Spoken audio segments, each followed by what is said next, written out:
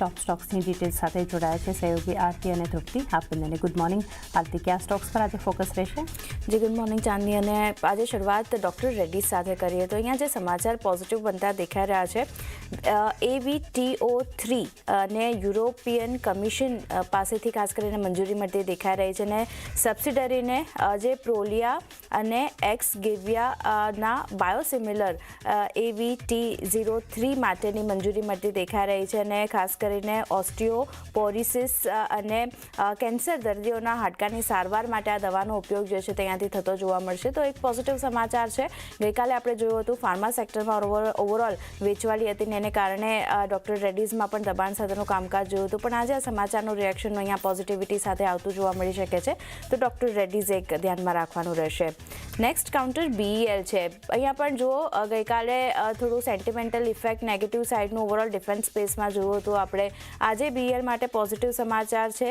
Safran electronics and defence સાથે joint venture કર્યું છે કંપની અને ભારતમાં આધુનિક એર ટુ ગ્રાઉન્ડ વેપન્સનું ઉત્પાદન કરવા માટે આ જોઈન્ટ વેન્ચર કરવામાં આવ્યું છે. સાથે હેમર મિસાઇલના ઉત્પાદન અને સપ્લાય માટેનું જોઈન્ટ વેન્ચર પણ અહીંયા થતું દેખાઈ રહ્યું છે. ફ્રાન્સની company Safran electronics and defence જે છે એની સાથે ખાસ કરીને કરાર અહીંયાથી જોઈન્ટ વેન્ચર કરવામાં આવ્યા છે. તો ધ્યાન રાખવાનું રહેશે BELના કાઉન્ટર માટે. આ સમાચારના લીધે અહીંયા પણ એક પોઝિટિવિટી આપણને આગળ વધતી દેખાઈ શકે છે. નેક્સ્ટ કાઉન્ટર સિઝલ ઇન્ડિયાનું છે. અહીંયા જો મહારાષ્ટ્રમાં ઇન્ટરેસ્ટ ટ્રાન્સમિશન માટે LOI કંપનીને મળતો દેખાઈ રહ્યો છે, જ્યાં REC power development and consultancy પાસેથી આ LOI મળ્યો છે. વેલગામ સબસ્ટેશન ડેવલપ માટેના ઓર્ડર કંપનીને મળતા દેખાઈ રહ્યા છે.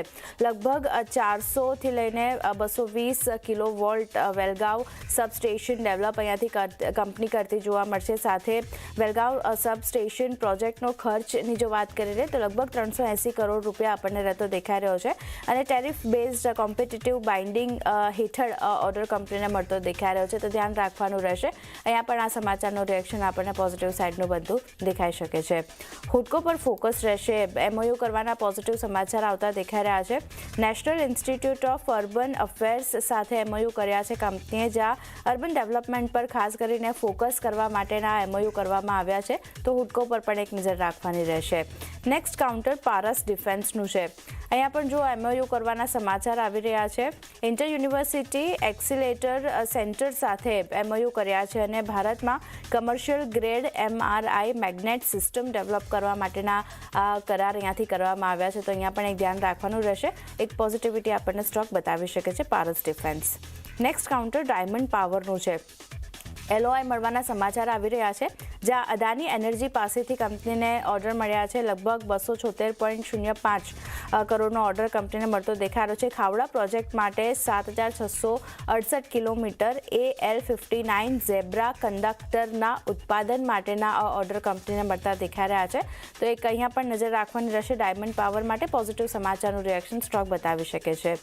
એરિસ લાઈફ સાયન્સ અધિગ્રહણ કરવાના સમાચાર અહીંયા આવતા દેખાઈ રહ્યા છે. હેડલાઇનમાં પણ આપણે જણાવ્યું, સબસિડરી સ્વિસ પેરેન્ટલ્સમાં 30% હિસ્સાનું અધિગ્રહણ અહીંયાથી કંપની કરશે. 423 કરોડમાં 30% હિસ્સાનું અધિગ્રહણ અહીંયાથી કરવામાં આવશે અને પ્રેફરન્શિયલ શેર ફાળવણી દ્વારા ખાસ કરીને આ અધિગ્રહણ જે છે તે અહીંયાથી પૂરું કરવામાં આવશે. અધિગ્રહણ બાદ સ્વિસ પેરેન્ટલ્સમાં 100% સંપૂર્ણ માલિકીની પેટા કંપની અહીંયાથી કંપનીની બનતી આપણને જોવા મળશે. તો ખાસ એક પોઝિટિવ સમાચાર છે એરિસ લાઈફ સાયન્સ માટે. ગઈકાલે પણ 1% જેટલી પોઝિટિવિટી આપણે જોઈ હતી. આ સમાચારનું રિએક્શન આજે હજી વધારે તેજી આ સ્ટોકમાં આપણને બનતી દેખાઈ શકે છે. છેલ્લે મારા તરફથી સૂર્યા રોશનીની વાત કરી લઈએ. પોઝિટિવ સમાચાર ઓર્ડર મળ્યા છે કંપનીને. એન્જિનિયરિંગ અને ઇન્ફ્રાસ્ટ્રક્ચર કંપની પાસેથી ઓર્ડર મળતો દેખાઈ રહ્યો છે, જ્યાં EXT3 LPE કોટિંગવાળી સ્પાઇરલ પાઇપ્સ સપ્લાય માટેના ઓર્ડર કંપનીને મળતા દેખાઈ રહ્યા છે. લગભગ 105 કરોડનો ઓર્ડર કંપનીને મળ્યો છે. એટલે અહીંયા પણ એક ધ્યાન રાખવાનું રહેશે. સૂર્યા રોશની માટે એક પોઝિટિવ સમાચાર બનતા દેખાઈ રહ્યા છે. તો ઘણા બધા કાઉન્ટર છે, ખાસ કરીને doctor Reddy's, BEL, હુડકો, diamond power, એરિસ life science જેવા કાઉન્ટર જ્યાં પોઝિટિવ સમાચારનું રિએક્શન આપણને પોઝિટિવ સાઇડનું બનતું દેખાઈ શકે છે.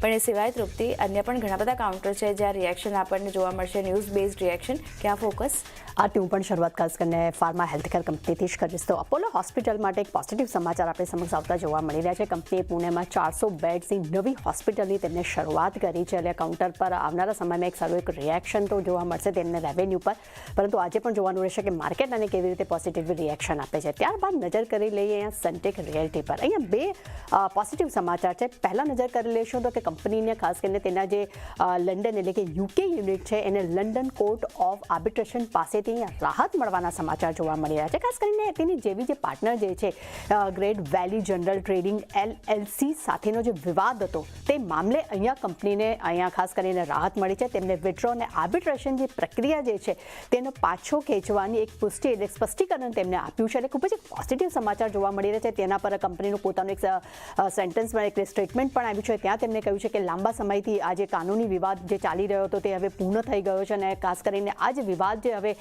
ક્લિયર થઈ ગયો છે ત્યારબાદ કંપનીને આગળ પોતાના બિઝનેસને વધુ ફોકસ કરવામાં પણ એક મદદ મળી શકે છે. તે સાથે કંપનીએ દુબઈમાં પહેલો પોતાનો નવો પ્રોજેક્ટ હવે તેઓ લોન્ચ કરવા જઈ રહ્યા છે, જે લગભગ આપણને 2.5 એકર જમીનમાં પૂરું જે ડેવલપમેન્ટ તેઓ કરશે અને high and residential luxury project જે છે તે કંપની અહીંયા બનાવતી જોવા મળશે. દુબઈમાં તેમનો આ પહેલો પ્રોજેક્ટ આપણને જોવા મળી રહ્યો છે અને તેની ગ્રોસ ડેવલપમેન્ટ વેલ્યુની વાત કરશું તો તે લગભગ આપણને 10,000 કરોડની જોવા મળી રહી છે. એટલે આ કાઉન્ટર ખૂબ જ એક પોઝિટિવ સમાચાર, બે અલગ અલગ પોઝિટિવ સમાચાર સાથે આપણને આજે રિએક્શન આપતું જોવા મળી શકે છે.